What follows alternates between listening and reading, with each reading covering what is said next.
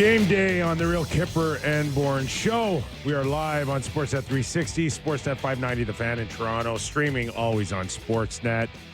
And if you miss our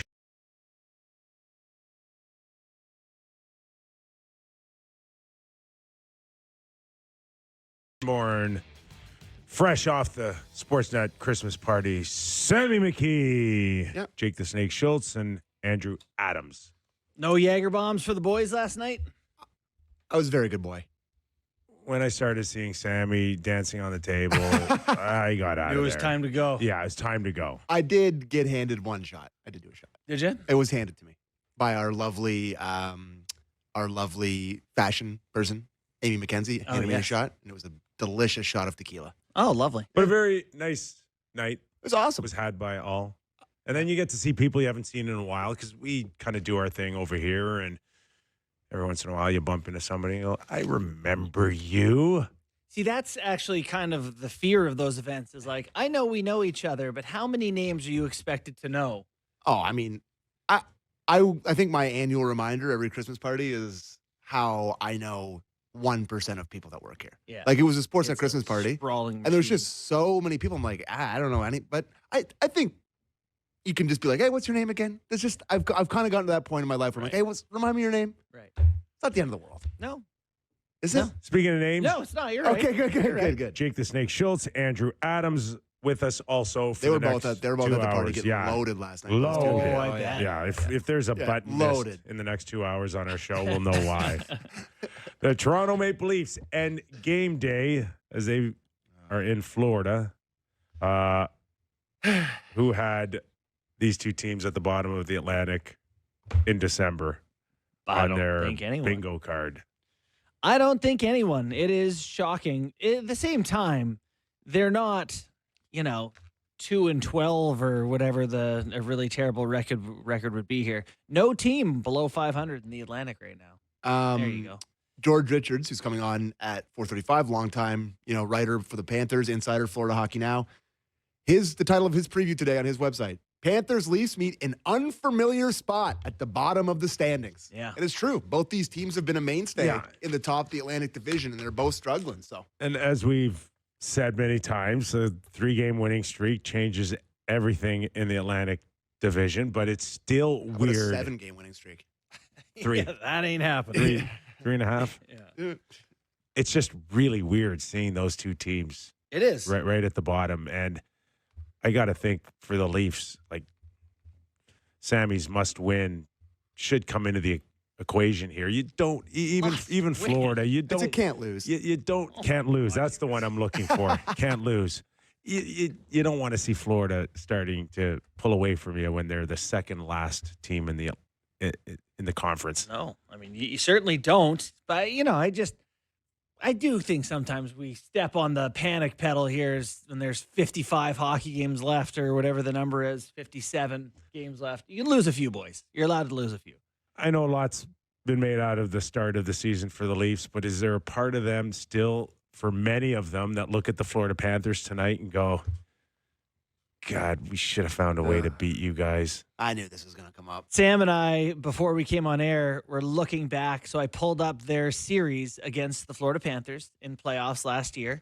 And fascinating to have a quick revisit of it. You remember that the Leafs came out, won the first 2 games, and they're up 2-0 and 3-1 in game 3. Incredible. And even after they fell behind, they scored to tie it up in the third period, took it to overtime.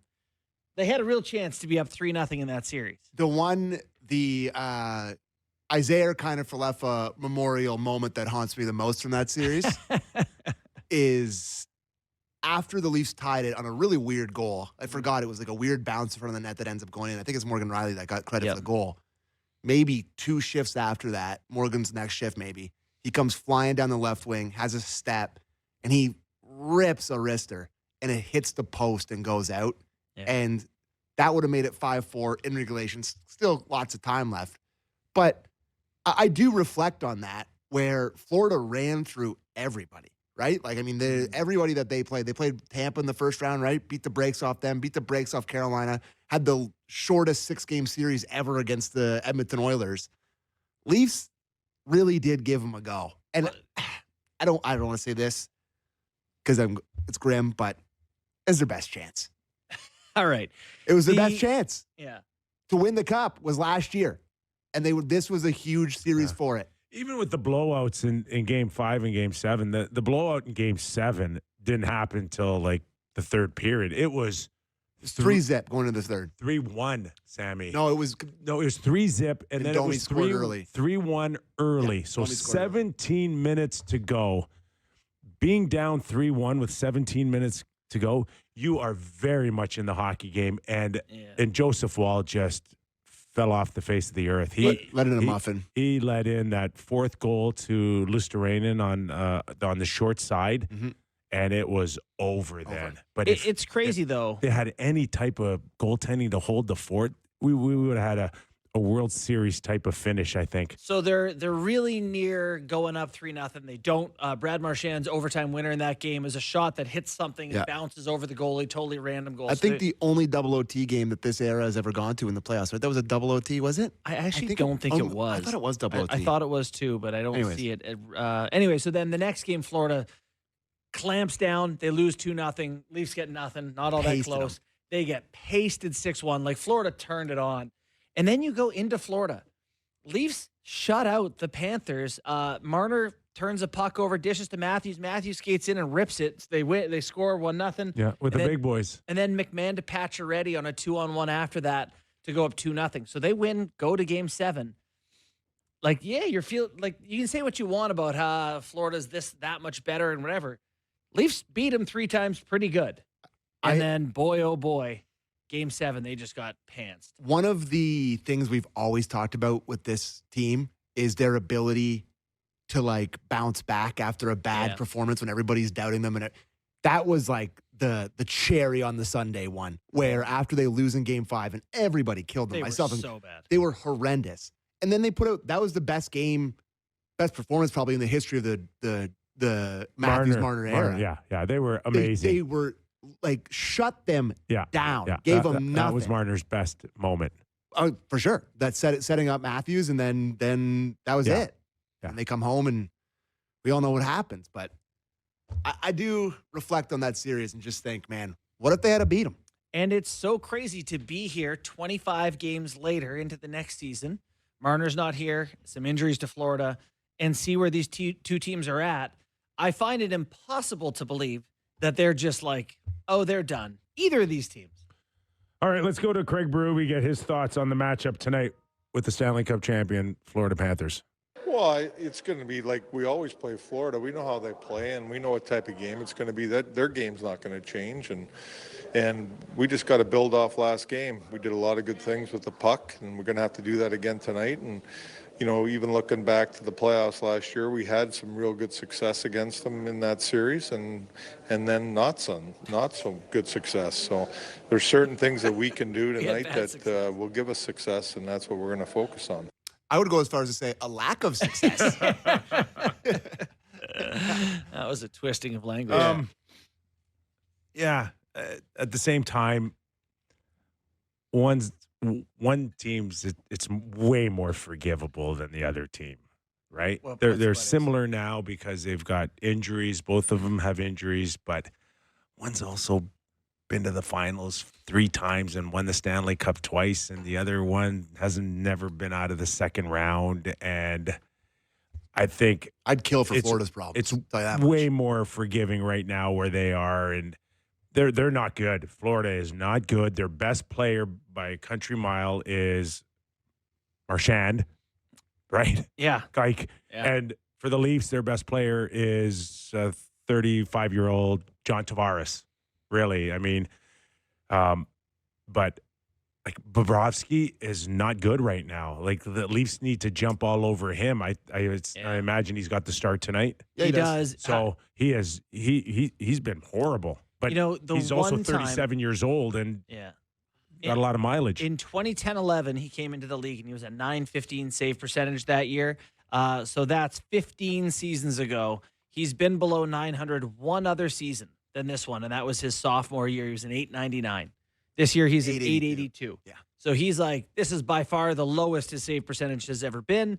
And then you have the conversation, is this father time or is this the team has been not as good? Leafs hoping father time is the answer. I think he's much like a Binnington, where he could scare you for one game or a series if he's, feeling good.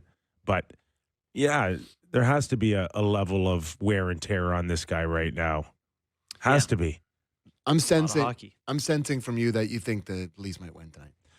I think this is an excellent opportunity on a struggling team. Ekblad, of course, has been all world for them when they've needed him 2.5, 3 seasons now. He doesn't look good at all. Up front, everybody's struggling with the exception of Marchand. It is crazy to see, the plus minus of guys like Reinhart and Bennett and guys who've been elite players very, very recently. I think it does shine a light a little bit on who was doing a lot of the heavy lifting. Barkov kind of paving the way against the tough matchups and making life easier for everyone else. We're going to have George Richards in about 25 minutes, insider for the Florida Panthers. We'll get an update on Barkov. I said it right from the get-go. I expect him back at some point before even the playoffs, whether or not they choose to play him in the regular season or not. But there is a feeling he should be ready to go. The question is, where are they going to be in the standings by then? Well, it does handcuff your ability to do anything because there's a playoff salary cap. You can't go spend his money because then you can't use that guy come playoffs. You'd almost rather him be out or come back, because if you can't spend his money and he's not coming back till April, you could conceivably miss playoffs. Yeah. I mean, that's a risk you run. So you could spend the money until you get him and then figure that out. But Florida's in a bit of a pickle. They need to start going the other direction too. Yeah. So And they know that, and they know where the Leafs are behind them, and they're I and think they- you're getting a present Florida team tonight. they see blue and white, and they know what that means.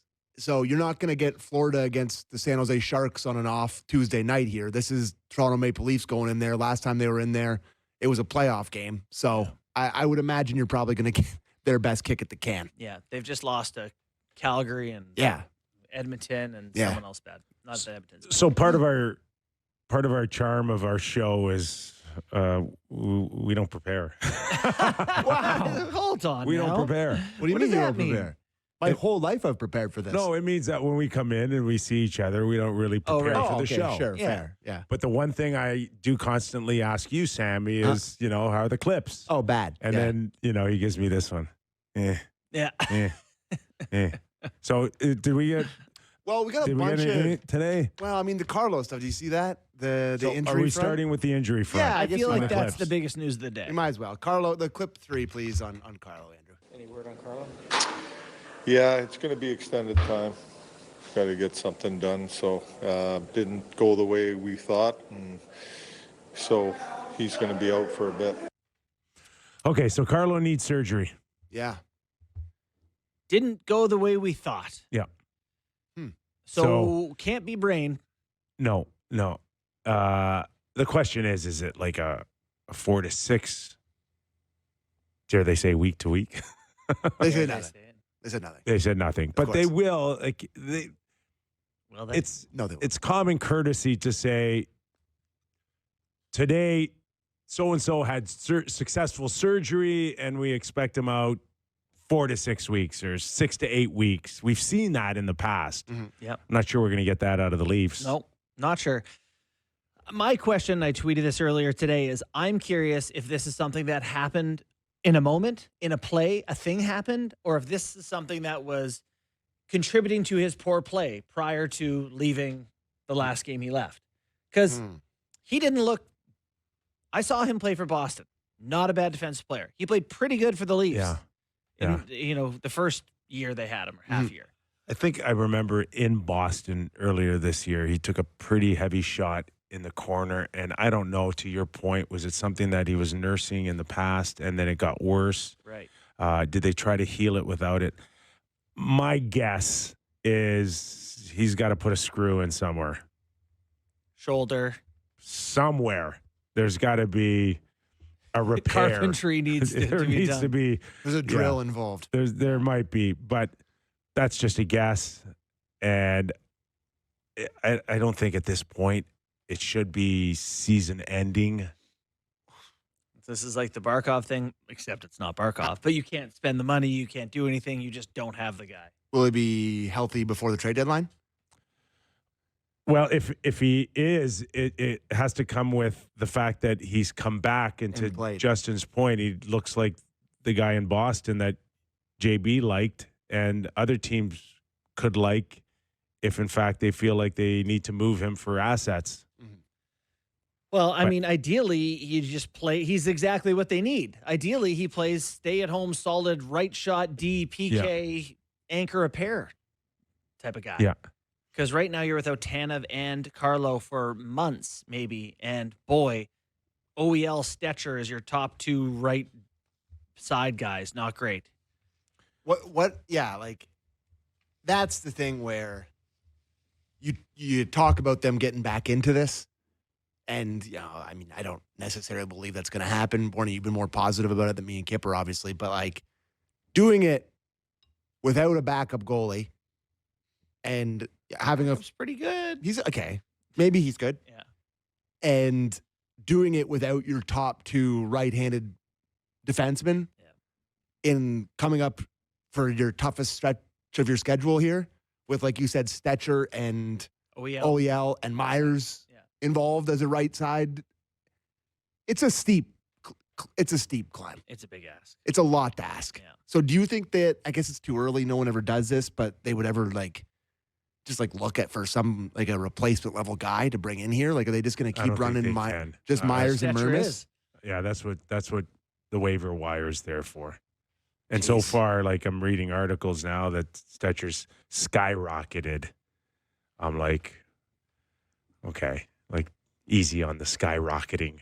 Well, his value to the Leafs Of is course. one man's treasure or garbage is another man's treasure. And I don't want to take anything away from him. Rickyism, one man's good on garbage. He's a little bit more mobile and adds a little bit more quickness than what we've seen for the first 25 games. Yeah. So, yeah, there's a chance that he can stand out a little bit here, but again, this is going to the waiver wire. Yeah. Very seldom you pick somebody up on a waiver and they skyrocket to next level stuff. I think people should kind of just cool it a little bit. I think we all know at this point it's clear what Troy Stetcher is, but he's better than what they had in there. When you're starving, a Ritz cracker is a steak. Yeah, when you're in the Sahara, a sip of water works. Oh, this is incredible. What a sip that was. Let's stay on the theme of injury reports, and let's go to Craig Berube on Chris Tanev. Clip 6. Yeah, he is. Again, he's going to have to get looked at here soon, I think, again, and see where he's at. And he's skating, though. Feels okay, and I don't have no real update other than that on him. Okay, so that's confusing to me. He's skating. Yeah, it's skating because pushing there's it, no keep the contact. heart rate low. Right? They're worried about the contact, which means structurally they're worried about him. Yes. So that's easy. That's an easier one to play detective on. Yeah. So whatever whiplash or whatever he went through from the neck on down is a major concern. It doesn't sound to me like you'll probably see him before Christmas. Just from Christmas is that's me trying to read the tea leaves 3 now, weeks. right? Yeah. So probably I'd think that if he gets the green light at some point in December, the focus could be, I don't know, after Christmas, between Christmas and New Year's would be honestly hopefully ideal. I think that's a reasonable length of time to hold on for if you're the Leafs. Say, okay, Stetcher, we need you to do 17 minutes tonight, and Myers, we need a better version of your game. Hang on out there. Morgan, play some defense. Yeah, I mean, you've alluded to it, but I do worry about Tanev. at the point of his career that he's at and the competitor that he is and him wanting to get back into the having lineup and just 4 more seasons on his contract after this well, one. I mean, yeah. That was always the risk, though. Yeah, I mean, Right? Everybody, like, nobody was willing to is go. it 4 more or more than that? No, he signed 6, I think. Yeah, so 4 more. Okay, it was This 6. I thought it was maybe 7, but it's 6. Yeah. But that Almost- it was with retirement in those last few years. Well, certainly makes it easier to get all your money when you LTI retire here. Well, I just worry. I'm not like worried about the money situation that he'll be on LTIR or whatever. Like, I'm not worried about that. I'm just worried about the guy. Oh, yeah. Because he- well, my goodness. Well, because he's gonna want to come back. He's a fierce competitor. Always has been. Sticks his face in front of shots. Like he's that guy. So Yeah. hard to keep him off the ice, I'm sure. And we'll see. That's why they have to get it right. Yes. There's no messing around. I see him around my daughter's soccer. Like they have kids similar ages Yeah. and they live around there. You And get like, an autograph? no, we did have a scintillating conversation or two, but yeah. it's I think I see him as that family man, and like he has a whole life here. Yeah. And yeah, you do worry sincerely that it's like there's no reason to go back and subject yourself. There's a world after hockey that's Yeah. pretty good. Mhm. If you feel like it is a risk. So I certainly hope they make the conservative choices. Dare I ask for a clip on Stolars? It's speaking of scintillating. Let's play it there, Andrew. No, he hasn't been on the ice, so no real improvement there either. Oh, my gosh. Well, what are you going to Oh. say? He's Sounds like he's lost his dog or Probably ran they're away. coming off a big win. Like it's run away. They're hot. yeah. All right. Well, let's Wait, move on from that. when- Unless when- you have anything to say about the goalie. I do. When your little crystal ball over there, what do you think? Doctor? I I saw don't know. Doctor this Yeah, weekend. I'm not playing Yeah. doctor, but Longer or shorter than Tanev? doesn't sound like there's something definitive there. I don't know. Like I'm guessing, but I think he doesn't feel well. Yeah. He's less than 100%. So concussion, I'm guessing.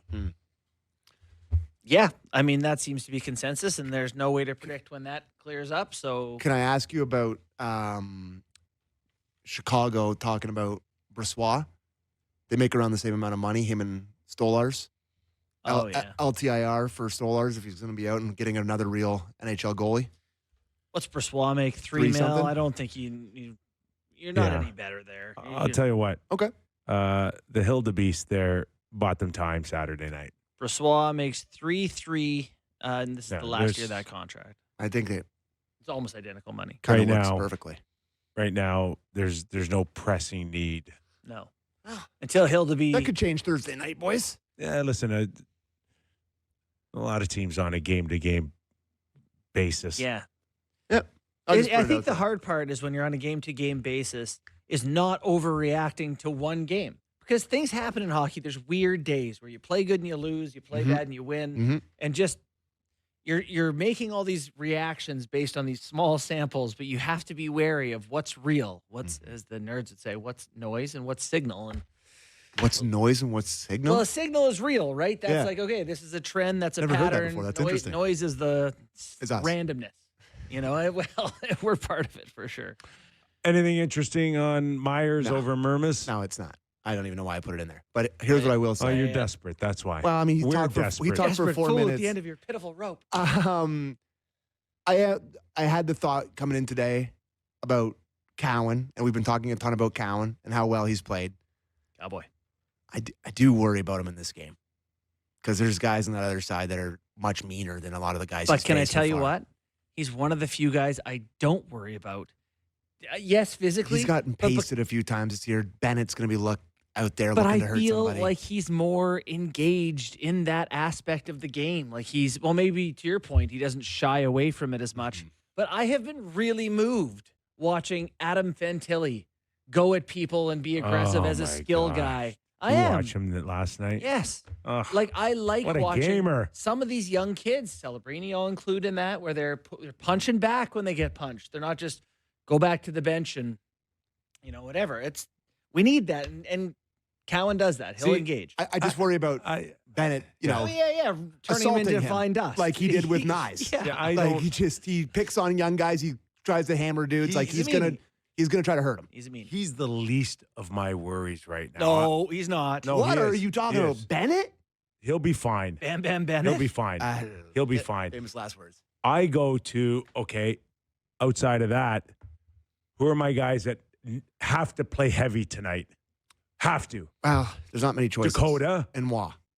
Waugh, Well, okay, and let's take him out of McMahon, that. Let's take and him out of that. McMahon. McMahon. Take Waugh right out of this equation. Why? Not heavy. No, Big, no. Has not to play heavy. heavy. Has to play heavy. I'm Nope, he sorry. doesn't. He's not who he is. Treat him like he's Tavares or something. Oh my No, gosh. you can't. Treat him like no. he's Tavares. Oh, There's no I- I history in his career of him being the guy you're pretending he is. Then Didn't he cross-check yes, Draisaitl in the yeah. mouth in Did overtime? he get suspended, or he should have got suspended? That's good. like Right. that. Okay. That was heavy. But like, so a guy like AJ Greer tonight, yeah. pretty tough customer, Yeah. right? Yeah. So who's going to go shoulder to shoulder with him tonight? Not Nick Waugh. Okay. I don't know. Scott Lawton. How about Lorenz? Why is Lorenz off the hook in this game? You know, his name never comes up. He's another 6'40" or whatever he is. Another guy I Huge. want to play heavy tonight. Yes. Right? So that's, to me, is the challenge here. Those 3 or 4 guys that I named that aren't Cowan. Yeah. My rookie. I'm not worried. Still I don't learning. want Cowan to do it. No, I know don't you get don't. me wrong here. But I'm worried for his no. well-being. No, he's got good hockey sense. He's not. I don't think he's going to get caught tonight, Sammy. All right. God, I hope we don't have to clip that. I don't see him being a guy that I need to worry about protecting. Yeah. No, not okay. that guy. He'll Okay. be just fine. He's playing awfully well. I know mean, he is. I'm just the 4 guys that I mentioned, and you mentioned Lawrence as well. It's like, boys, you got to set a tone here, and you can't do it at the end of the game when the score is locked. Mhm. First 10 minutes, if this team and Bennett and the rest of them, you got to be willing to go shoulder to shoulder with these guys, and they get a stick up, you get your stick up. They throw a punch, you throw 2 back. It's like it's still the Florida Panthers. I don't care what place in the standings they are. yeah. You gotta show up tonight. This ain't Pittsburgh. Who's gonna push back on Pittsburgh Yeah, no. Saturday night? This Florida team has different guys. Got to show up differently. I really do hope that, to your point, they do that. Like, I really don't want it just to be. I would love to see them set the tone like that. They haven't shown one. Fantasyland. Never happened. I know. That's why I'm saying. Never happened. I know. Not with the Leafs. And But then there was It'd be nice to see. Brad Marchand. Sure would. Comments that we played yesterday. Oh, yeah. Just like luring them in. But yeah, Just He- fishing them in. He Fishing them in. thrives on us. He loves Oh, the Leafs. my I God. saw my boy Tons of Bunkus calling him an respect. artist today, and he is an artist. Yeah. He's Tons so of- good he at this. gave the It's- Leafs it's an art tons form. of respect. Yeah. Oh, they're Right? the best.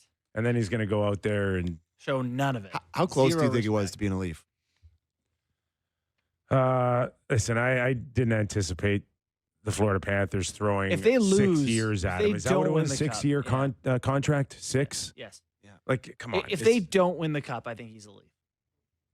Because they're out partying and celebrating, and you're with the boys, and it's, what am I doing? Of course I'm coming back. Yeah, that's probably right. imagine how many like ditches he would have dragged a few guys in up until this point already if Marchand was a Leaf. I guess the question is, would there be anyone on this Leafs roster who would like to be in that ditch, or they all be like, "Where's the ladder?" Sometimes you have no choice, eh? Yeah.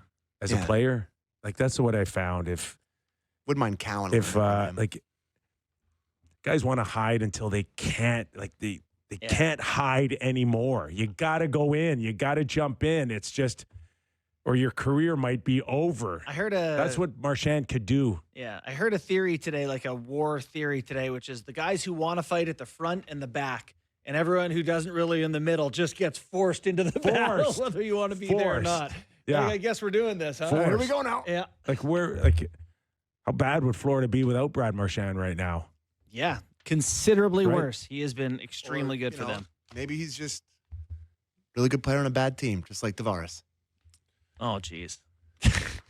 All right, we got to go. All right. Just quickly before we go, Today is Giving Tuesday, and there's no better time to give back. Join us to fight for every birthday for sick kid patients. Your donation will be 3 times matched to fight for more birthdays for more kids. Donate now at sickkidsgivingtuesday.ca. All right. Okay. Nice job, Sammy. Let's go to break. George Richards will join us, insider for the Florida Panthers. We'll get a closer look to what is going on with the Stanley Cup champions and how quickly they.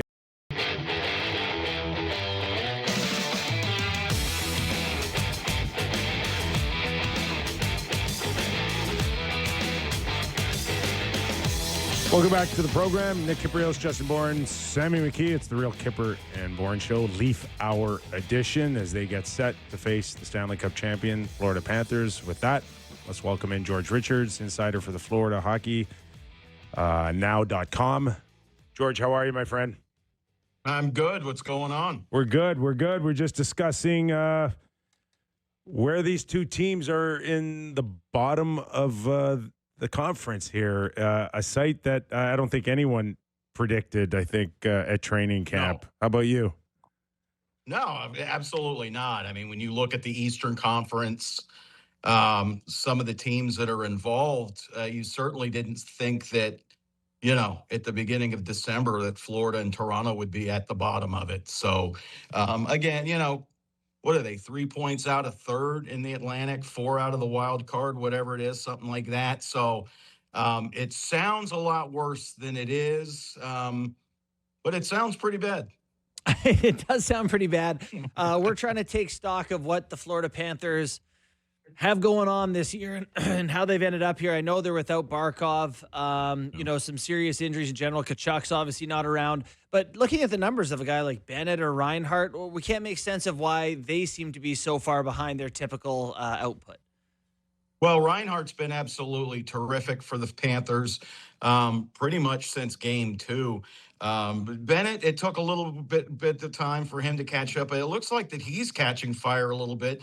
Remember, when Sam Bennett signed that contract with the Florida Panthers, a lot of people said, you're paying for Sam Bennett of the playoffs, not necessarily Sam Bennett of the regular season.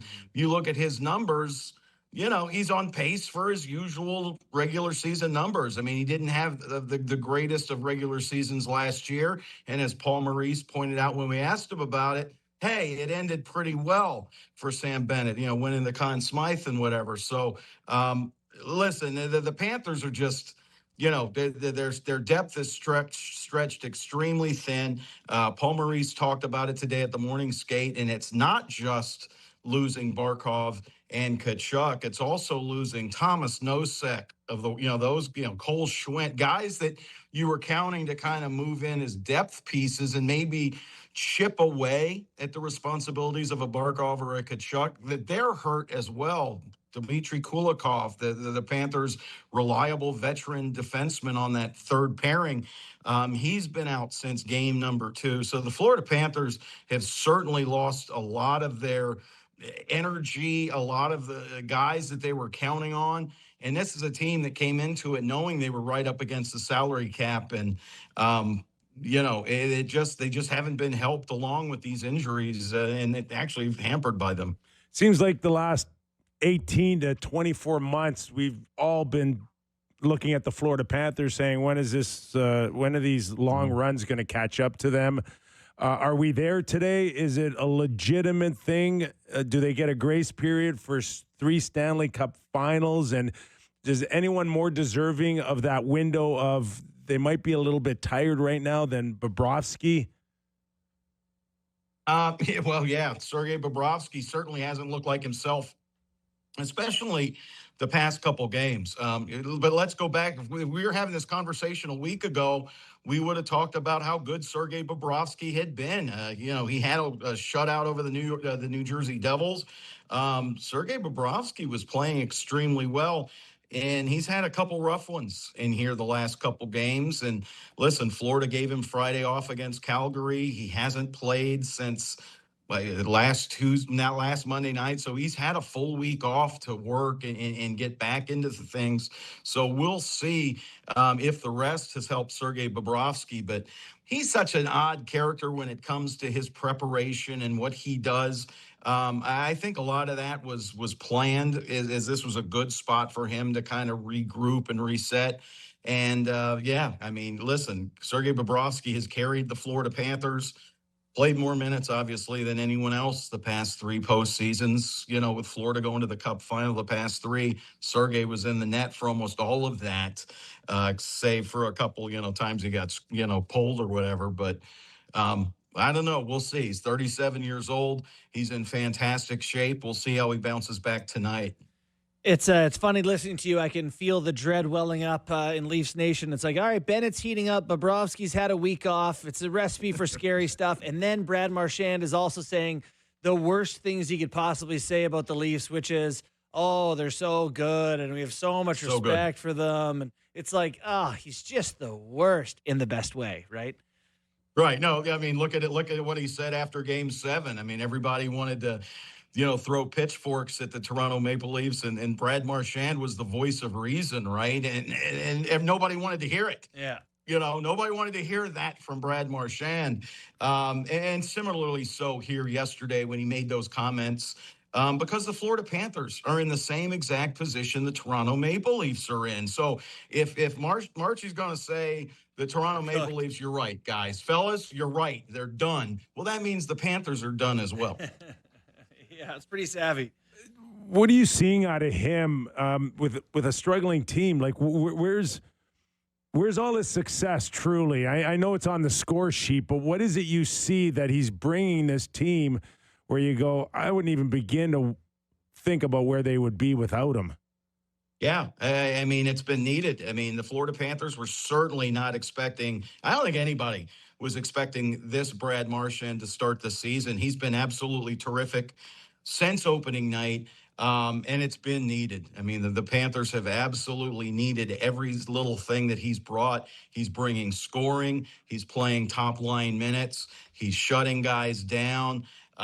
He looks like he did in the playoffs when it looked like – he had found the fountain of youth here in South Florida, and it has continued on. I don't think anybody saw that coming. I mean, there might have been a few things that we looked at the beginning of the year and said, yeah, that might play. That Brad Marchand looking like he did in the playoffs, I don't think anybody saw that, and even not the Florida Panthers. So Marchand has been absolutely great, and like, to use the words of Paul Maurice, it has been sorely needed. Well, tell us about Paul Maurice. How is he handling, maybe less success than expected this year? He's handling it about the way you would figure it. I mean, he's talking his way through it. He's been fine, but he's been preaching patience ever since Sasha Barkov got hurt. And, we were in training camp, and he goes, it's not going to be easy for this team to make the playoffs. Everybody just assumes that Florida's going to be in the top 8 some way, somehow, and it's just not going to be that way. They're going to have to grind their way to get wins. They're going to need contributions from everybody on the team, and they have in some ways and haven't in others. So he's been okay, and he's basically changing a little bit of the way that the Panthers play. He knows that they can't play that hard forechecking style every single game, healthy or not. An 82-game season with the legs that these guys have after the past 3 seasons, they just can't play that way every game, or you're gonna have massive injuries. So he's kind of changed some things, and he just wants to try and get some wins, pile up some wins, and maybe use this new style a little bit when they need it, come playoff time, if that time comes. Optimistic down there about if they get in, Barkov will be ready? Yeah, I would say that if they get in, Barkov will be ready. Now, we'll know a little bit more in February when the Florida Panthers have to make that determination. Do we need this $10 million cap hit or not? So I don't think any decision has been made on the Sasha Barkov front, but by all reports, he looks much better. But, and again, Bill Zito today in The Athletic said timeline's the same, 7 to 9 months. So it's not like he's Superman or something. This was a surgically repaired knee. This is not a pain tolerance thing. This isn't, Barkey's going to game it out. This is a structural situation in his right knee. You can't rush that back, not for a guy like this. So they're going to wait and see what the doctors have to say in February, maybe March, to determine how they go about the trade deadline and using that money. If they think that he's going to be ready, we all think that he will be, then they keep things as they are. But if they don't think that he's going to be able, or it's not worth it for him to come back for round 2 or 3, then maybe you can use that $10 million LTIR exemption and go get you something.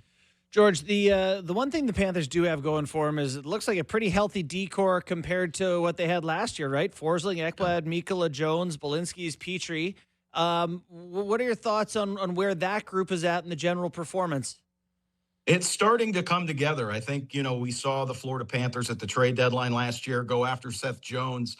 And what a fantastic move. He and Nico Mikkola have been terrific together, and we didn't really get to see them at the end of last season. Aaron Ekblad was suspended.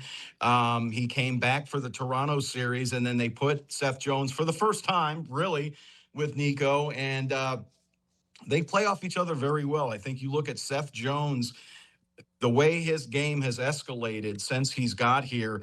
We were talking today about, he's got to be a very strong candidate for Team USA for the Olympics because his game, this is the Seth Jones we all thought. This is the Jones that Chicago traded for, right? In 2022 or whatever. He's been that good. You see him up and down the ice. Ekblad and Forsling, you know how good they are. And Florida's third pairing has been very good. It's been Pet Petrie, the veteran defenseman, either with Belinskis or Sabrango, the guy the kid they picked up from the Ottawa Senators. They've mixed very well. The Panthers, they're led by their defense. It's been a little shaky at times, and I think maybe that's why Sergei Bobrovsky has shown some signs of struggle lately. But all in all, it's been pretty good. One more for me, George, before we let you go, and that's just a follow-up off the Barkov information on a potential situation about alleviating his $10 million cap hit. Bill Zito, we've seen him be a magician here the last few years, pulling out some big names here. Is there wiggle room for him outside of what to do with Barkov if he frees up $10 million? Is there another ace up his sleeve to still go for a third Stanley Cup? Well, we don't know. I mean, that's why I would never play poker with Bill Zito because, he never shows his hand on anything. I think the closest that we saw Florida show their hand a little bit last year was with Seth Jones. It seemed pretty obvious Seth Jones was going to come here last year, just the determinant of time. But I don't know. Listen, the Florida Panthers don't have much draft capital to work with. They're going to need to pull off a big trade. Florida's going to need a Brad Marchand kind of situation, a veteran guy we got a no trade and says, I'm only going there. And because Florida can't get into a bidding war, really, they don't have the assets. They don't have the prospects. They don't have the draft picks. They don't have the money under the cap, really. So anybody they bring in here, they're going to need help from outside sources, including the teams that's trading to them. So, kind of a small market there. George, terrific stuff. Enjoy the hockey game tonight. Appreciate your time. All right. Good seeing you guys. Be good. Thank you very much. George Richards covers the Florida Panthers. I got the guy. Oh, yeah? Yeah, it's Malkin. Oh, yeah. Yeah, that's a good fit, isn't it? Yeah. A Russian little guys bit love, nasty. They Can love Florida, come up too. with a big one for you in a clutch moment. It's Malkin. That's the guy. His point, they don't have their first this year or next. You don't think he'll go? No, I don't think he'll. Is this his last year there? It is. You know what What's I he saw? make? What's he make? Contract's up. 6? But someone, was it Elliot, maybe was saying, the question is whether he's going to play in the NHL next year or not. Like, if he's not going to play in the NHL next year, why would he go start over Yeah. with some new team here. He's already won cups. Yeah. He's decorated Conn Smythe. It's like He's that's going to go He play in was Russia. dead set against it a while ago. So I don't know. Against Does he Coach have somewhere a Marchand moment where you picture yourself a Boston Bruin your whole life and you're like, oh, wait a second. They take golf carts to practice. You know, it usually happens. These guys end up 6.1 getting per. butthurt And about he's done after this something. year. he signed it in 2022 for a year. Yep. 2025, 2026. At the end of the season, it expires. Hey, like these guys who are big names, big histories, big careers, they're actually kind of emotional orchids. They're fragile. Like if you hurt their feelings in some way, they'll want out and they'll want revenge. Aaron Rodgers did it. Brett Favre did it. You Yep. see these guys go burn your old team. Yeah, Tom Brady. So, yeah. Like it All these- always happens. And it happens. The in ego other takes sports. over. Right. The ego takes over, and it's like, well, you didn't think we could win, or you slighted me, or whatever. Mhm. And all it would take would be like, hey, Gino, we want to trade you. And he'd be like, oh, yeah? Okay. Go win in your division or whatever the heck. I don't think it'd be impossible. Just have to offend him forever. That's all. What I would don't know. I mean, like, take? Would it just almost be a well, if he want, it'd be like a Giroux situation. It'd be like the Marchand situation. It Yeah, would be like I he know. wants to go there. okay, so a fifth rounder? Yeah, basically. Second rounder that could maybe turn into a first. Yeah, No, you- it would still take something. Don't get me wrong. And Well, you'd have you to don't move out wanna- some contracts. You got to give the Pittsburgh Penguin fans something. Mhm. Yeah, it's not going to happen. It's not going to happen. No, that would be, that's an interesting one. So, Still Philip Forsberg. nice, Sammy. That's your favorite part, eh? Hearing that Florida gets all these guys begging to come, Yeah. begging. doesn't hurt. I mean, listen, there's lots of great advantages there.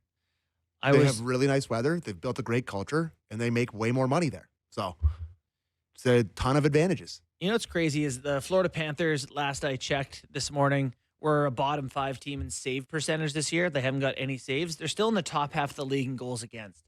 So, like, defensively, they're still defending decent. They're just not getting any saves right now. I wouldn't sleep on them. That's for sure. The one thing they can't do is score. They're last in the Atlantic in goals. They got a few second rounders available this year, next year, They do. the year They have after. more- They got some capital here that they They got can more work than the with. Leafs. I was watching a game there the other night. Who were they playing? It was across from the Leafs. Flames? It was dressed like a seat night there. In Florida? Oh, they'll start caring when the playoffs happen. They'll start showing It's up. always It'll be a there's sellout tonight. There's certain markets that's 60% always gonna blue. be a challenge, Be a sellout tonight. right? Until it gets Yeah. Yeah, really but then they won the exciting for them. cup. It'd be nice to see them filled up there. To Sam's point, if they're not getting butts in the seats after 2 straight cups, it's not great.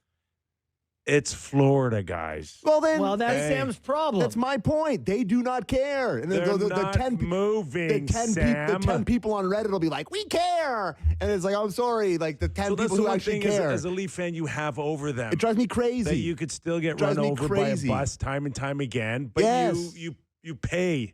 You still pay. I can't. Well, I don't pay. I don't go to games, so You pay in I can't other afford ways, to Sam. pay. Yeah, I, Yeah. mean, I Oh, watch pal, every game every you night. pay. Not, Oh, I not pay. financially. I'm Yeah. talking about other ways you pay. Yeah, I pay a lot. All right, give me a score. Ugh. 4-2 Leafs. Yeah, I think Leafs win tonight. Unfortunately, 3-1. Yeah, sure. I'll take a 4-2 win. I can see that. The test now for me is the depth of the Leafs last game. They got secondary scoring. They get Team B. They're all okay. Well, it doesn't get to just go away, right? Like you don't get to just like. they've also had a few days in Florida. Listen, they We'll also see what the got sunburn situations look like. they also got See how red. 5 goals on 15 shots. It Mhm. just doesn't happen. Right, but you get the good Right. vibes from that. Guys get some confidence. For sure. I Think you Can't- like golf down there? I can't help but think of Phil Kessel every time they're in Florida, and they just like put him on the screen in the bench. He's just red, like sunburnt as hell. Clearly, no lotion, Golfing, golf, just yeah. like I do worry about a couple days off of Florida. I do. After a big Hopefully it win, brings them together. rest on their laurels a little bit. Well, that's bonding, Sammy. That's all it's called. Okay. Bonding. I get it. It can be a healthy thing for sure. No, but the Panthers are a fascinating team in that I do wonder about age-related decline. Like 2 years ago, Verhaeghe has 72 points. Last year, 53 points in the same amount of games. And this year, he's quite a bit down again. Like I wondered if some of these guys are going to fall off. Is Reinhart going to start to tick down? I don't know. How long can Brad Marchand be the world's best player here? Like I think some of their decline, my point is legitimate. Bobrovsky, 2 years, getting older. They're an old team. Yeah. But they're not as old as the Leafs. Are they? I don't Is know. the Leafs the third oldest team in the league? You probably know. I don't know. They're up there. Yeah, they look like it. Can you got your little app there? Little app. I think Got a little app you Myrtle can type in for me. NHL averages. Age. At the least. Oh, we got to go. Okay, let's go. All right. Steve Valiquette up when we go national. It's Tuesday. Bring it, Valley. Florida's older.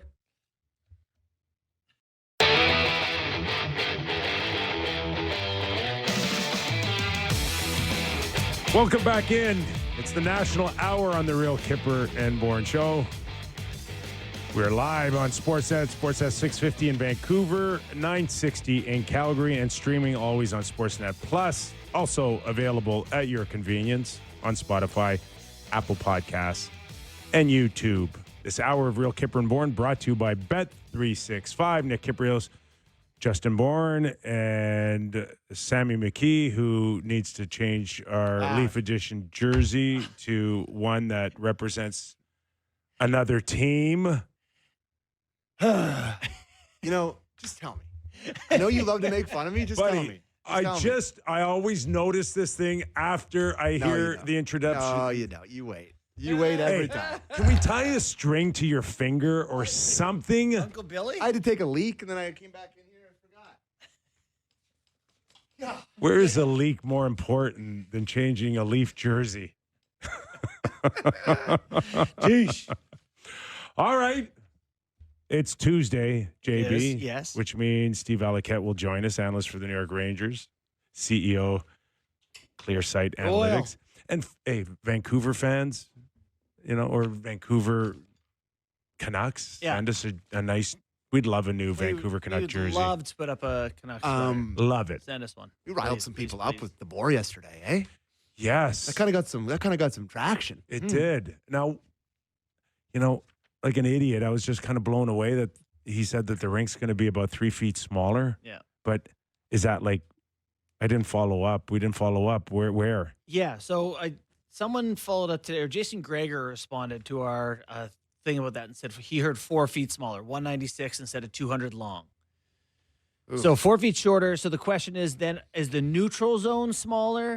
Are the end zones smaller, or is it just a little smaller everywhere else in equal proportion? But if this thing's not ready, they're going to play 3-on-3 in Markham. One of those NTR rinks, they still have those?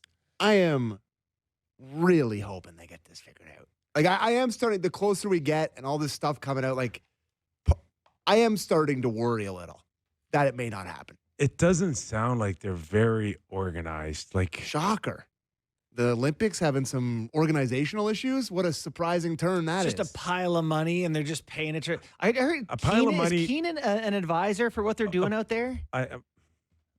He's got some links for sure there. I had heard that he's being paid as an advisor. So you're saying it's Iron Mike Keenan's fault? No, I'm saying they Say that to spend his money face, on buddy. random things, and no one says, "What about a 200-foot Money's rink?" supposed to. What about a roof? Money's supposed to solve all this. No. Money leads to Complications? I heard Lined this saying one pockets. time, mo money, mo problems. Yes. That's what I've heard. leads to. But do you think there's a Songs. world where this, is in jeopardy, Kip? I don't get that sense yet. Okay. There's no It's way. just There's no way. too early. It's like a school project you've got due or whatever. It's like, okay, guys, time to ramp it up here.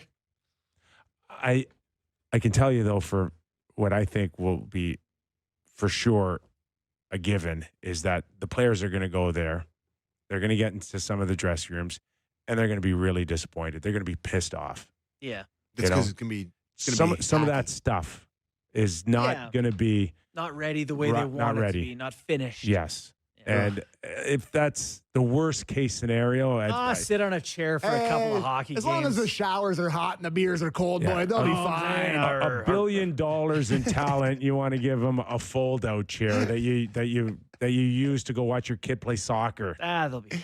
They'll be fine. All right, sounds okay.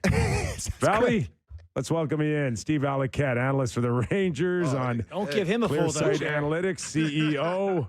What's going on, my friend? Not much, boys. Big game against the Dallas Stars at home tonight for the Rangers. Other than that, just another day in life. Busy getting it City, though. Holy smokes. Okay, let's kind of stick with the Rangers. That's your game. So what's life now? Adam Fox, they said week to week. Hey, don't steal the Leafs line. Okay, that's their key. Well, he is LTIR, though. So he's at least 10 games or 24 days, I believe it is. Yeah. So, yeah, he's out for long term. And it's going to be a tough one, boys. They're in a hard spot as it is. Coming off a tough loss Saturday against Tampa Bay after winning 3 in a row, trying to get back into it. I feel like a lot of the season is running parallel to the Leaf season. Yeah. A lot of the same conversations that you guys are having, we're having in New York. A lot of it surrounding the locker room, the types of players you have in the locker room. Do you guys remember when I was on a few years ago and I was giving you an example of the different personalities in a locker room? Yes. It was sheep herder, Yep. sheep, Yep. corpse, terrorist. Yeah. When The most I- obscure Good thing you've ever reminder, said, thank actually. Do you need a reminder, or do you remember how it goes? Reminder. Yeah, Can you- reminder. yeah, I'll take a It was a reminder. All right, so the sheep herder is the leader in the room. I don't know if, just from listening to you guys talk, I don't think that you guys believe there are any sheep herders in your room. Right. And I would say that the same case is here in New York as well. The sheep, those are the guys that want to do well. They need to be led the right way. They could fall on either side of the fence. I get the sense that from listening to you guys, there's a lot of those on the Leafs. Yeah. Same thing here in New York. Now, a corpse is a guy that just wants to get his points. He doesn't care if you win or you lose. And again, from listening to you guys, I get a sense that Nylander's that guy. He just wants to get his cookies. Right. And you can win with one of those guys, but you can't have 3 or 4 of them. And I think in both teams' cases, very similar narrative. Okay, so Hold on, there's one more. One more. last Okay, one. go. One last one. Go. The terrorist. You cannot have a terrorist in your room. He undermines the coach's message. He negates anything that's moving forward in progress. You got to get that guy out of your room. Now, we, the 4 of us, wouldn't know who the terrorist is because we're not in the room. But I was in the room for a long time. My role for many years was a backup. I had a lot of time to think about this, and I'm telling you, it fits. You can find the room that works out best when you have the right balance of those 4 guys in your room. Okay, where's JT Miller right now as the captain of the New York Rangers? Oh, geez, you had to put me on the spot.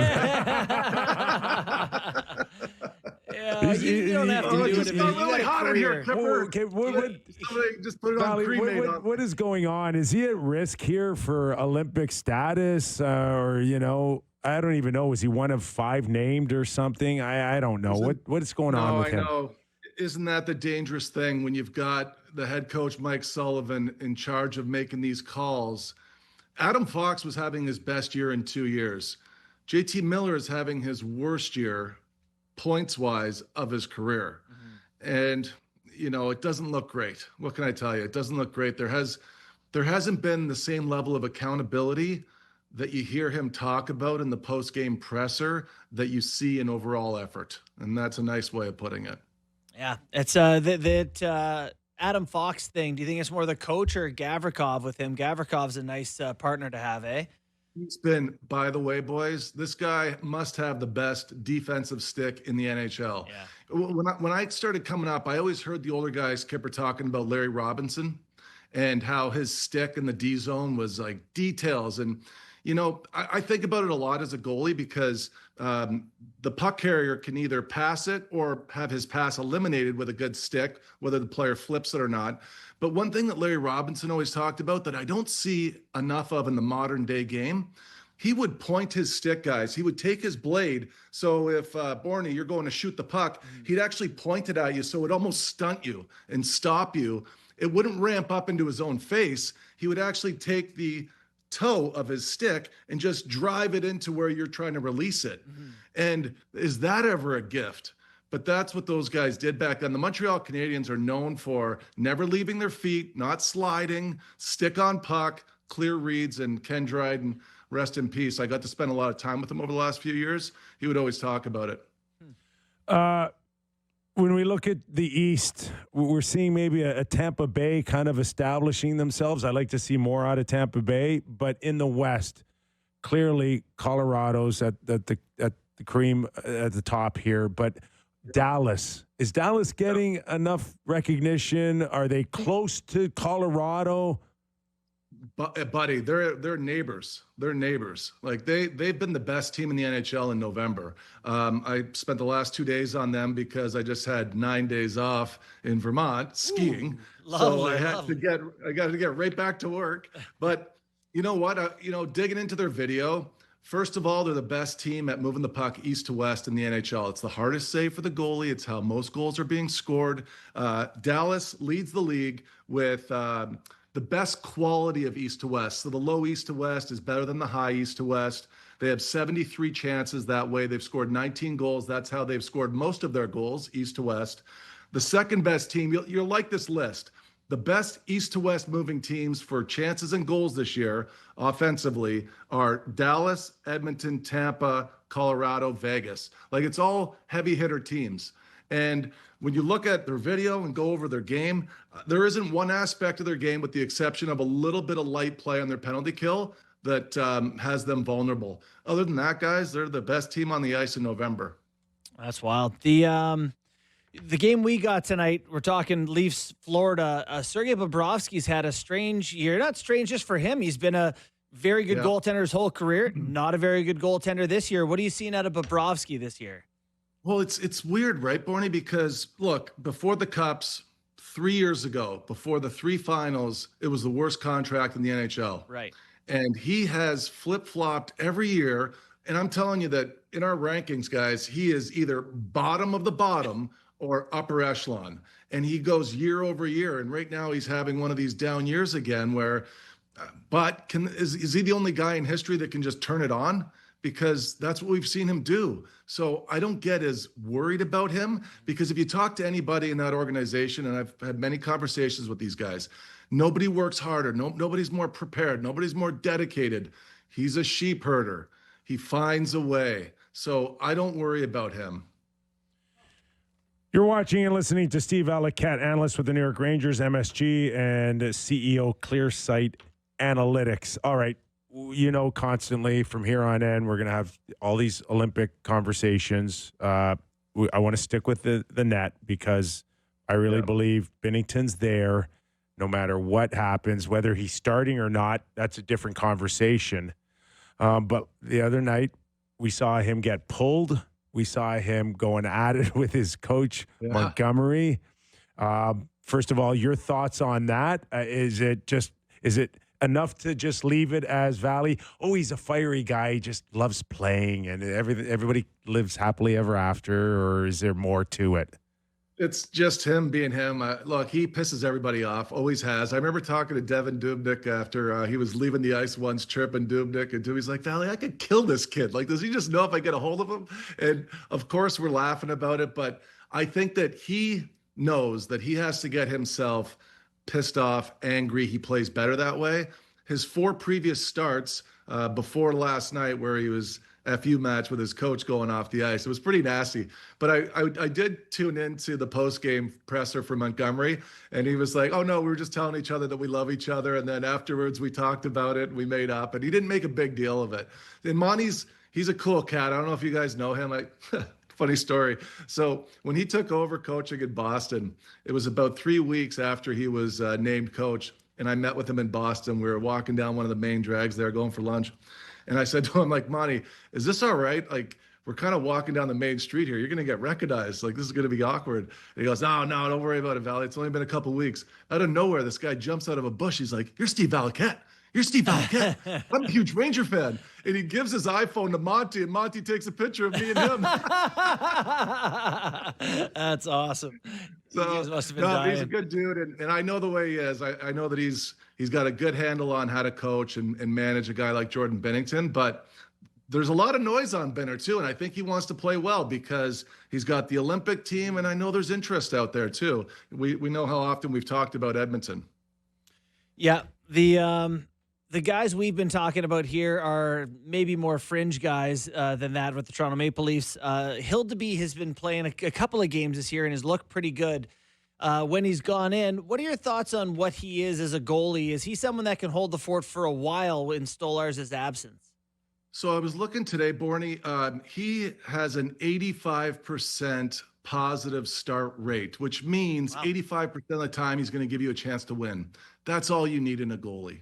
In fact, it's the same number that Wall is right now. He's 85 point something percent. So if you have a chance to win, I heard that over and over and over again in my career from the goalie coach. Just give the team a chance to win. Just give a team a chance to win. And you know what? At the end of the night, you're always pretty pleased with yourself as long as you're not letting the guys down and how that goes. Look, I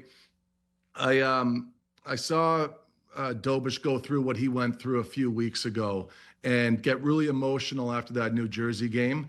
And it hasn't gone well for him since. He's been pulled a couple times. He looks small and skinny in the net. He's low and he's got his hands inside. He's dropping early.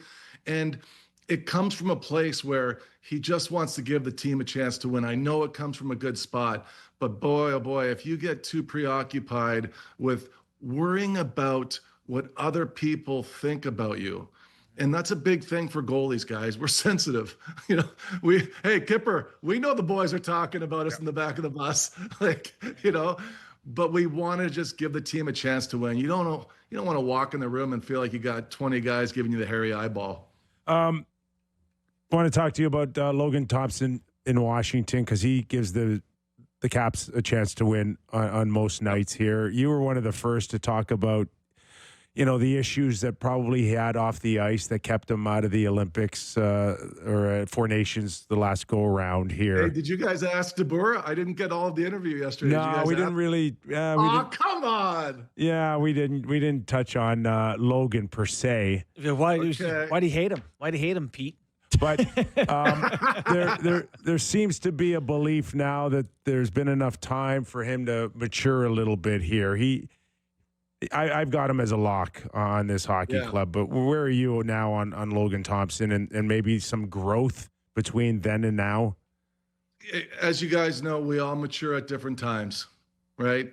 And if you look at Logan's history, this guy went through like Brock University and East Coast League. Like this guy's been everywhere. He has eaten more crap sandwiches than any goalie in the NHL and came out clean on the other side. He's like Andy Dufresne from Shawshank. Came out clean. Yeah, I mean, and I've heard just the most amazing positive feedback about this guy. He's the gold standard right now in the NHL. If the NHL ended today, he's the Vezina Trophy winner. That's how strong he's been. I watched the game against the Leafs the other night. Man, the guy makes great saves when he's counted on. For the last 3 years, he's had the best glove hand in the NHL. You know what I really noticed about him? You want to talk about the difference between Hellebuyck a little bit and him. Hellebuyck, when he gave up the first goal in his last start, over his glove, and you guys can see me on camera, it just looked like this, right? Pretty routine. Yep. Went right through that spot. What about a glove save on Tavares from Logan Thompson on that breakaway in that game?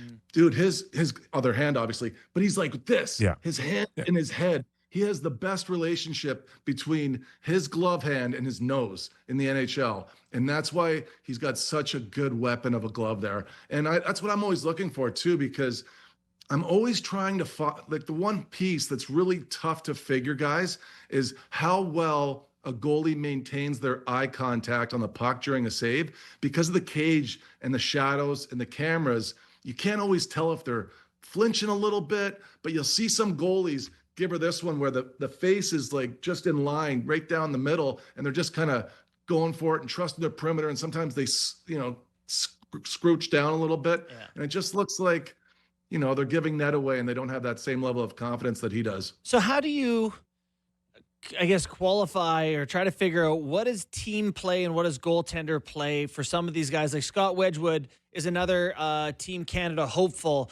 but he's playing behind Colorado, who is just setting the world on fire. How much credit do we give a guy like that? Logan Thompson's behind a very good Capitals team at 5-on-5 anyway, but I think Colorado's an entirely different beast. Yeah, Wedgwood has the easiest environment in the NHL by a long shot. Okay. All right. Now, remember, if we take all those easy ones from the neutral zone and just eliminate those, or the ones where the guys are shooting it on net to start a forecheck, or if the puck just rolls off their stick, take all those, get rid of all that noise. his true save percentage is 912 on a 904. The 904 is your environment. That's a really good one. You don't see a 904, guys. Winnipeg touched it over the last couple of years, but you typically don't see it. And he's playing at a 904. I don't think that there will be another goalie in the NHL that will be over 9, like 90 save percentage, environment difficulty. So to say that he's playing in a different world, he is. So, but I've been talking about this guy for years, known a lot of goalie coaches that have coached him. They all say that he's got this belief that it's almost dangerous, his belief. He believes in himself almost too much. But that could be a gift and a curse for some guys, but it's certainly carried his career. And he does believe that he's a true number one, and he's believed that since go back like 8 years ago. He's just one of those guys that's been able to grind and keep himself. Technically, though, East to West guys, I don't know if that's the exact formula for the tournament because it's going to be tight. But East to West, he's got one of the worst save percentages in the league. Really? He goes toes up a lot. And when you go toes up, like the old school, what you do is you really just anchor yourself into the ice. You can't still advance towards the shooter. You just cut your speed. So, East to West, I know that we had them in here. I think it was a week or a week and a half ago. And I went over all of his numbers, and he was near the bottom, as in like second or third worst in save percentage in East to West in the league. Valley, we got a lot of teams struggling right now for 500 hockey, and one of them we weren't expecting is the Winnipeg Jets. Is it just this simple that no Connor Hellebuyck, no success here in Winnipeg? See, this is why I prepare for your show, because I don't know where you guys are going, but we've been all over the map. Right here. All right. Dying to hear this one. Yeah, I've loved Comrie for a long time. Great kid, great goalie. Again, a guy that's always come back after eating a crap sandwich, sending me to the minors. It's his third trip to Winnipeg, so now he's filling in. But this is the worst possible time for him to fill in. Winnipeg isn't even close to as good defensively as they were last year. Check this out. Last year, dots down in their D zone. Number 3 best team, dots down in their D zone. This year, 27th. How do you go from 3rd to 27th? Now, Lowry's been out a bit. They lost Mason Appleton, great stud checking player. That line last year was the best checking line in the league with Niederreiter as well. Those guys were just dynamite. And some of the guys like Taze is getting filled in when he's on the ice right now. And they have a different look on their team, but to go from 3rd to 27th without losing that much personnel, it's shocking. Another one is in their D zone, the east to west pass in your D zone is the most dangerous for the goalie. And last year they were 4th best, so that would grade them out as an A. And this year they're 18th. All right. So again, bad sticks. Now you don't trust your defenseman. You're hanging back a little bit. But Comrie, he got pulled last night. I thought that in his start, he looked like he didn't want the puck. Mm-hmm. And this is the thing. I want the puck. It's a mindset. You know what, guys? I figured this out in practice. We were doing stuff around the net. And the more that I screamed it in my own head, I want the puck. You would just have that identity to just go get it. And it reminds me of Dobich the night that he allowed that tying goal against the New Jersey Devils. Like, he was passive. He was back in his butterfly. He actually pushed the puck back out into play. And it has a look. And Comrie didn't have that look when he got pulled, and that's why he got pulled. And the same thing for Dobich. Anybody that's going a little soft in their game, it's usually because their head isn't right. Yeah. I just got a quick question here. When you a couple of times you referenced east to west, is it the puck going east to west, regardless if it's one pass or 4 passes?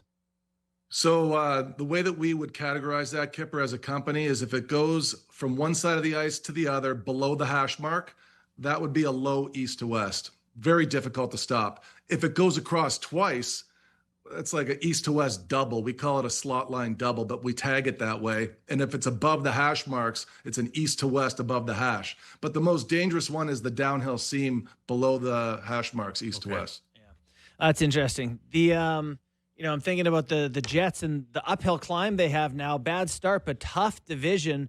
One of the reasons, the Minnesota Wild red hot, they got that kid Wallstead, right? Jesper Wallstead.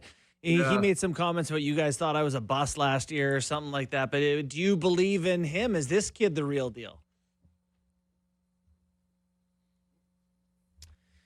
He's frozen. Froze him.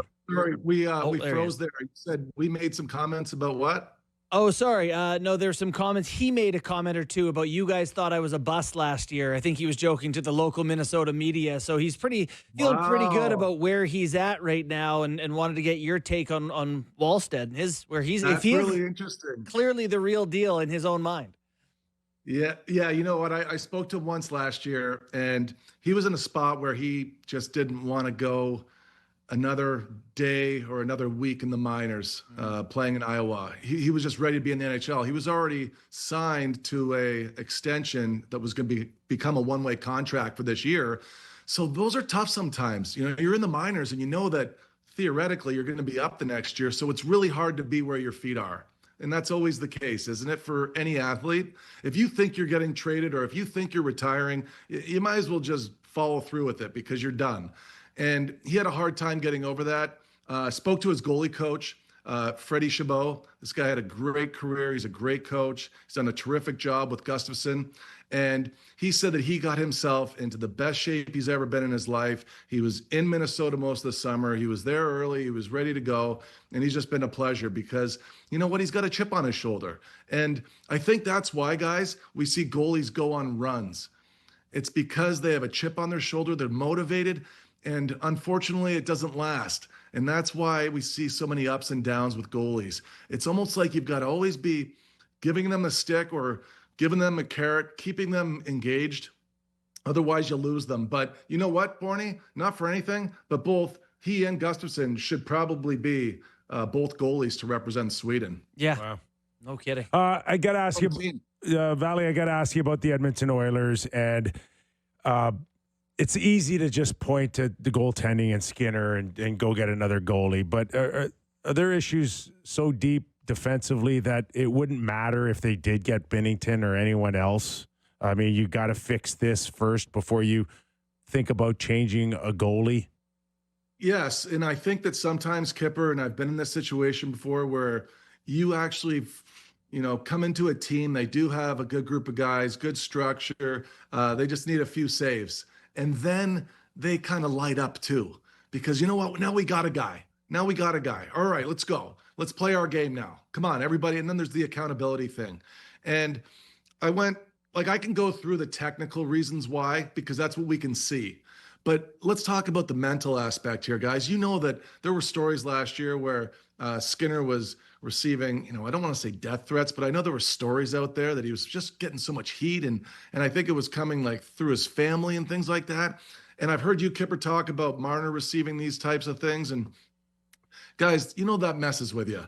And I told you a few weeks ago when I was with Luongo, he couldn't believe in the summer when we were in the car that he got a call from Vancouver saying that they wanted him just to come back again. Like, he was like, how can they expect me to go back? Like, that's the way we think. And I get that. But here's the thing. They're giving up so many breakaways right now, Edmonton, and their goalies are allowing so many goals on breakaways, so many goals on rebounds. They'll just put the two of them, Pickard and Skinner, together. Okay, so if I was to take the exercise where I put Binnington, knowing that Binnington's a good breakaway goalie, knowing that history-wise speaks to him being a very good rebound goalie, and we plop him in that net, he would have saved the Edmonton Oilers this year 16 more goals. And I think that, as you know, a change of scenery for Binnington too would be something that he would be, I get the sense, I don't know for sure, but I get the sense he'd probably welcome, especially if it was going to go to Edmonton. But yeah, Edmonton this year, 33 breakaway chances faced as a team, 14 goals went in the net. Even if you put a league average goalie in, they would have made 6 more breakaway saves. All right, so the maths. And that goes for Elvis Merzlikins and UC Soros. I don't know which one of these 3 guys they're going to get, but I think it's going to be one of those 3. All right, last one for me, Valley. Just wanted to get your thoughts on Devin Cooley getting another start tonight ahead of Dustin Wolf. Isn't that the way it always goes, guys? It goes like this. If you guys are ever running a team, don't go there. All right. And this is what I'm talking about. You don't push the starter that's not ready to be the starter quite yet abuse the crap out of his starts. And then when he starts to be a little leaky, go to the guy that you should have already gone to earlier.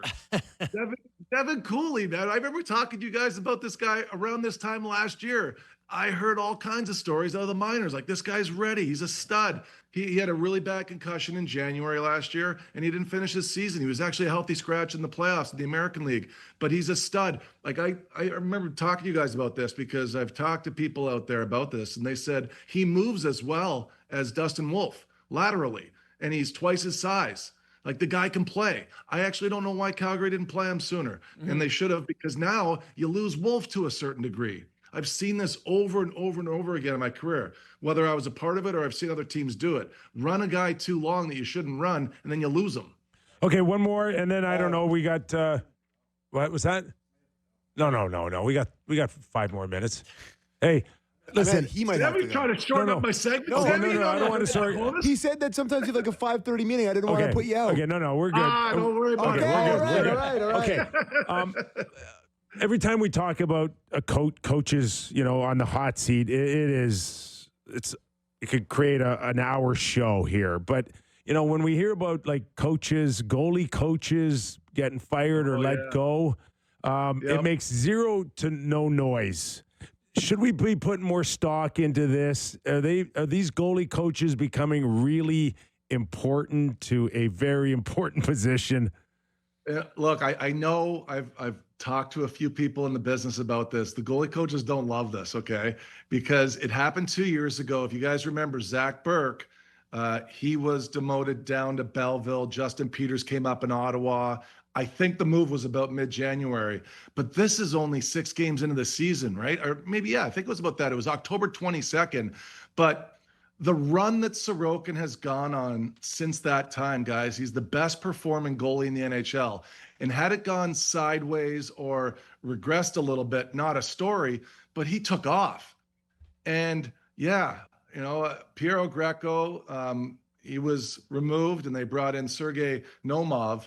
And I think that it's got people nervous because now head coaches aren't the only ones that can possibly be picked off during a season. Goalie coaches, and why not the power play coach or the penalty kill coach? I think it opens up a world of possibilities for teams. Well, that's Interesting. Yeah, it is. it's a great point. I think it is a good it's point. very fascinating. Like, we'll see, guys. I think more teams are going to do it. I know that a couple of guys I talked to are worried that it could be them or it could be a buddy of theirs. Like, it's out there. All right. Steaks and grills segment. Let's go. All right. So, Bourne, you're falling back, all right? I know. Kyper, 18 points. McKee, 15 points. Bourne, 11. Oh, all right. 18, 15, 11? Okay. First question. Which goaltender has the best save percentage on shots over the glove this season? All right. So it's not Logan Thompson. I didn't give it away earlier. It is either Carl Vejmelka, Jesper Wallstedt, Anton Forsberg. Best save percentage, high shots over the glove. I'm going Forsberg. All right, I'll take Wallstedt since we're talking about him. Vermelka catches right. Yeah, the righties have been good traditionally. I don't want to lead you the wrong way, but yeah, he catches with the wrong hand. Vermelka. Okay. Vermelka. All right, it's Wallstedt. Wallstedt this year, 1 point. 27 shots, high glove, only giving up 2 goals. He's got a 926 save percentage on gloves, which is tremendous because the league save percentage, guys, is 81%. Awesome. All right. Number 2, with a minimum of 15 breakaways faced, which goaltender has the best breakaway save percentage this year? Is it Scott Wedgwood, Spencer Knight, or Logan Thompson? Give me Knight in Chicago. Yeah, that was my answer too. I'm going Knight too. Yeah, I gotta go Knight in Chicago. Clean sweep. They're the worst of the 3. It's a great way to look at it. But it is your starting goalie in Canada's net, Logan Thompson. Yeah. Yeah. All right. Well, at least we all feel That's how together. bad they've been. Is it because every guy comes in and they're like, "Oh crap, he catches with a different hand"? They shoot it right into his glove. Hey, it's a thing. I think it's a Totally, it is. As a shooter, I can tell you that it threw me off every time. Vegas. I'm 0 for 2. All right. Question number 3. Which goaltender has moved the best side to side this year? 15 minimum chances faced. Is it Vasilevsky, Swayman, or Devin Cooley? Swayman. Kip. I'll take Vasilevsky. All right. Well, Boys, give me. you wanna listen to my segment. It's Cooley. Yeah, hold on. I was saying Cooley. He did say Cooley. Oh, you got it. He did say Cooley. I didn't hear you say He said- Cooley. he I did was say saying. Cooley. I was No, saying. you said it's cool It's the guys in here. I asked him about in my interview. No, you were talking about the temperature in the studio. All right, Don't I'm give going it to to roll him. back the tape, and I'll make it game time decision. We got to go upstairs. Yeah.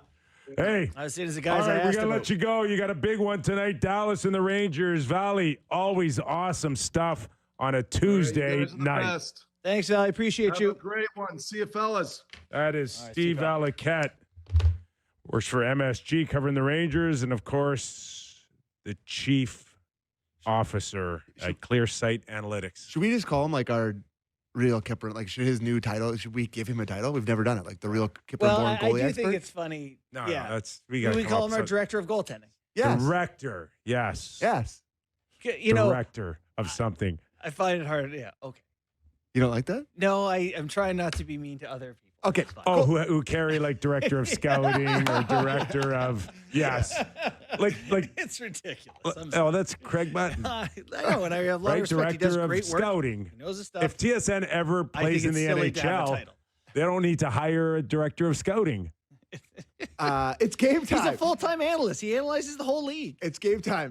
By Bet365. Visit the app, latest odds, and see why it's never ordinary at Bet365. It's 19 plus. Ontario only. Please play responsibly. 10 games tonight on the ice.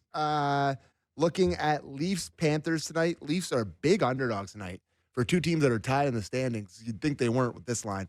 Leafs are plus 140 on the money line. Oof. Florida minus 165. Not sure which way I'm leaning on the actual teams, but I will tell you that Papa of the Leafs, Brad Marchand, will definitely score tonight. Yeah, he will. And that is a nice number for you at plus 250. So he owns the Leafs. He loves to play the Leafs. He plays hard against the Leafs. He's been excellent this year. It's hard to picture him not scoring a goal tonight. So give me a Brad Marchand goal. And elsewhere, Minnesota in Edmonton. Edmonton starting a road trip. A homestand here. Spec had an article on the website talking about how it's a big chance for them to kind of turn their season around. Yeah. Starts with the Wild. Wild are plus 125 on the money line. Oilers big faves minus 150. And that's pretty much it for tonight. Vancouver in Colorado. Good luck. Colorado minus 350 favorites in that game. Anyways, Oh my. that was Game Time presented by Bet365. Visit the app's latest odds and see why it's never ordinary at Bet365. Must be 19 plus. Ontario only. Please play responsibly. Okay, we'll take a quick break, and when we return, we're going to discuss one of the strangest 1,000th NHL game ever played that I certainly can remember. No kidding. Brendan Dillon did that last night. We'll explain when we return to Real Kyper and Bourne.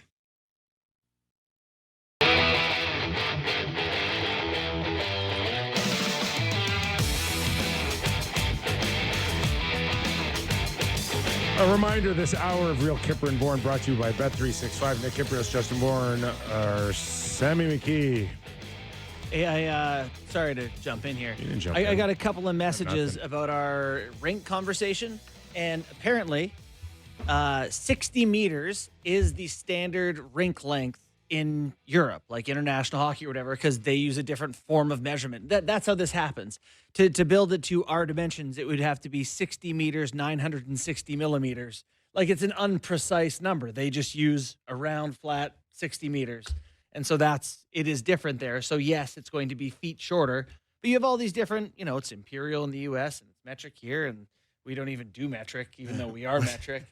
Anyway, so that's how it ended up shorter. So they don't really care outside of this tournament. They want it for Yeah. Europe moving That's forward. what it's going to be used for. And they weren't like, let's. Yeah. I'm sure it'll be used European really well after competition. it's over. Like, I'm sure Italian there's second wild division. dogs running through the one in I could, Sochi. I could probably play in the Yeah. Italian division at this point. You probably could. Yeah. Okay. Last night we saw Brendan Dillon playing his 1,000th game, which is always a great feat and very emotional too. Did you catch him before. Yeah, we have it. Do you want to play it? Yeah, sure. Because some context, absolutely, I guess. yeah, for sure. Like this was a very emotional night for Brendan Dillon of the New Jersey Devils. Let's have a listen. All I know is there's no more honorable player in this league than Brendan Dillon. No, that's I was looking for Jake. Jake, do you have it? Oh, okay, never mind. We didn't have it. I thought there was miscommunication with Jake. I thought he had the video of him talking before the game, but he has the video of the injury. So there was miscommunication, but I will say that he was just really crying a lot. Yeah, Dylan was asked how it felt, to play 1,000 games, and he teared up saying, "I just wanted to get one. I just wanted to play one game in the league." So tears. During the game, there was a altercation in front of the New Jersey net where Dylan came in very aggressive. I think it was Fantilli he was out to kind of push out of the crease, including probably a very forceful kind of cross check. I think we have the viz of the actual injury here. Yeah, we do. Okay. So Voronkov, who plays for Columbus, Greasy Fantilli grabbed him from behind and kind of lassoed him. Dylan ends up throwing a little bit of a left shot, but Voronkov obviously grabbed him, never let go, and hit him with 2 uppercuts and like knocked him probably out for a split second. Like he was, he could barely get off the ice. Mm-hmm. It was tough to watch a little bit, brought me kind of back memories of getting knocked out in my last game. But that isn't necessarily the strange part. The strange part was he came back to the game and actually played a few shifts. How does that happen in 2025? And do we know that he played a few shifts? Because I had... Yeah, I think I think he did play, and they chanted his name. Yeah. Dylan. The fans saw him out in the ice and started chanting his name. Yeah. And then I believe Sheldon Keefe, the head coach, pulled him off the ice and sat him the rest of the game. Okay. But basically said, this is not great. Do we have Sheldon? We have him talking about the actual situation of him getting punched and how he didn't love it. You want to play it? Yeah, let's have a listen to Sheldon Keefe. All I know is there's no more honorable player in this league than Brendan Dillon, and plays as hard an honest game as anybody in the league. He would never do something like that to another player. That I know for certain. Yeah, I don't like it at all. I mean, I don't think Dillion knows he's in a fight. I think he's tackled from behind, and before he knows it, his helmet's off, his jersey's over his head, and we saw what happened from there. So I don't like it at all. No real surprise there. A head coach defending his player. Yeah, and I think that's the greater. You thought it was bad? Yeah, I just thought the outcome was really bad. If Voronkov wants to fight him, there's probably better ways for that to square off and happen. But yeah, he's probably got to be aware that the gloves might come off when you're. Either way, I think the greater point is more in line with Keefe's, which is this guy has played a certain way and made a career out of it, which is incredible. It sucks that that's how that game went for him. Obviously, well, I didn't say obviously, but probably concussed. I think it's just absolutely ridiculous in today's world and everything we've known about headshots and concussions that we can watch a guy leave the ice like that and we put him back on the ice. Yeah, it's like, how does that happen in 2025? If you ever need help off the ice because you're wobbly, that's it for the night. I'm 100% with you. So this was either... And listen, this is going to get investigated. There's no question right now, if you're the NHL office right now, you're going back to New Jersey and saying, okay, explain this to me. So, he came off the ice. I'm looking at the NHL shift chart on their website, which is a fancy little tool, which is pretty cool. And obviously it happened in the, he missed some time, but he had 4 shifts after. He had 4 shifts. Yeah. How can you watch him leave the ice 4 shifts with what we can easily describe it as brain trauma, and you put him back on the ice? Yeah, I'm sure they're going to say, hey, look, he Who cleared him? passed whatever test. He told us he wanted to go back. He wanted to. I'm sure that it'll be that the player wanted this, and the point will be, But we're past that. We understand that the player, of course, has a say in it, but it's not the most important say. There's medical doctors that are supposed to be in your best interest to not put you in a vulnerable position to go out there and get hurt even more. Yeah. But I'm sitting there going, that embarrassed our game last night. Yeah, it's too bad for Dillion. He deserved better in the whole thing. No doubt. Sid, speaking of Metro Division stuff, Sid last night against the Flyers, 58 and 59th career goals against the Flyers. Yeah. I think he's got 137 points in 92 games against the Pittsburgh Penguins. I love that against the Philadelphia Sid Flyers. is playing the way he's playing in an Olympic year, and we don't have to go, oh, he's there because of his name. He's third in the league in goals, 18. That's ownership. Yeah. Friend. He must be the least favorite person in the history of Philadelphia hockey. It's amazing. You can watch the Maybe league. they're goaltending. Pittsburgh Saturday night got shelled, obviously, on some bad goaltending, and they got some good goaltending one game later. But who are they?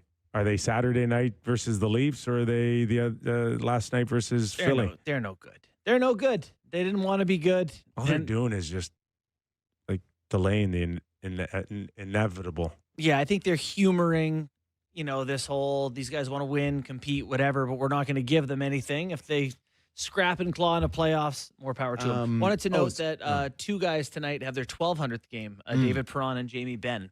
Wow. A lot of hockey. Just on the topic of guys owning certain teams, I went to just look at a couple of them, but my favorite one that sticks out is Gretz against the Canucks. Is it? In 117 career games, he had 239 points. Is that good? 76 goals, 163 assists. Yeah. In 117 games. What are you supposed to Unbelievable. do? Expansion team in the division. 230 and 117 against the Flames isn't bad either. But I love that stuff.